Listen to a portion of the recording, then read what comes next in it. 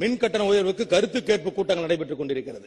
ஆனா அந்த கருத்து கேட்பு கூட்டமே இது ஒரு ஃபார்மாலிட்டிக்காக நடக்கிறது என்று சொல்லி மக்கள் பேசிக் கொண்டிருக்கிறார்கள். காரணம், நிச்சயமாக இந்த சட்டமன்ற கூட்டத்தொடர் முடிஞ்ச மின் கட்டணம் உயர்த்தப்படும் என்று சொல்கிறார்கள். இதையெல்லாம் இந்த அவையிலே பேசினால் எங்களை எல்லோரும் சாடுகிறார்.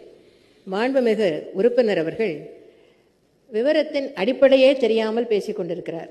நீங்கள் உள்ளாட்சி தேர்தலை முடித்துவிட்டு அதன் பின்னர் பேருந்து கட்டணத்தை உயர்த்தினீர்கள், அதன் பின்னர் பால் விலையை உயர்த்தினீர்கள், முன்னதாக செய்திருந்தால் தெரிந்திருக்கும் என்று சவால் விடும் துணியில் பேசினார். மாநில அரசு வேறு வழியின்றி இந்த நடவடிக்கைகளை எடுத்திருக்கிறது என்பதை மக்களுக்கு விளக்கி சொன்னேன். நானே தொலைக்காட்சியில் தோன்றி பேசினேன். இருப்பினும் மாண்புமிகு உறுப்பினர் ஒரு சவால் விட்டிருக்கிறார். அவருக்கு பதில் சவால் நான் விடுகிறேன். சங்கரன் கோயிலில் நாங்கள் தனித்து வேட்பாளரை நிறுத்தப் போகிறோம். உங்கள் கட்சிக்கு திராணி இருந்தால் தனித்து வேட்பாளரை நிறுத்துங்கள்.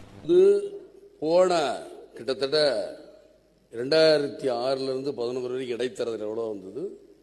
அந்த இடைத்தேர்தலில் ஒரு தேர்தலில் கூட அனைத்து இந்த அண்ணா திராவிட முன்னேற்ற ஜெயிக்கல. தேர்தல் அறிவிக்கப்படுவதற்கு முன்பாகவே மாண்புமிகு எதிர்க்கட்சி தலைவர் தோல்வியை ஒப்புக்கொண்டு விட்டார். தோல்வியை ஒப்புத்துக்கல, கேட்டதுக்கு மட்டும்தான் பதில்.